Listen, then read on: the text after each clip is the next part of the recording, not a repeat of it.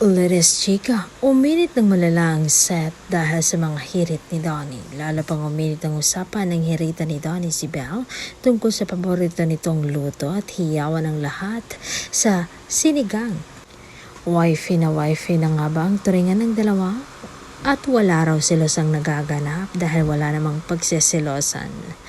Pero bakit tila mas seloso raw itong si Donnie ayon sa mga fans?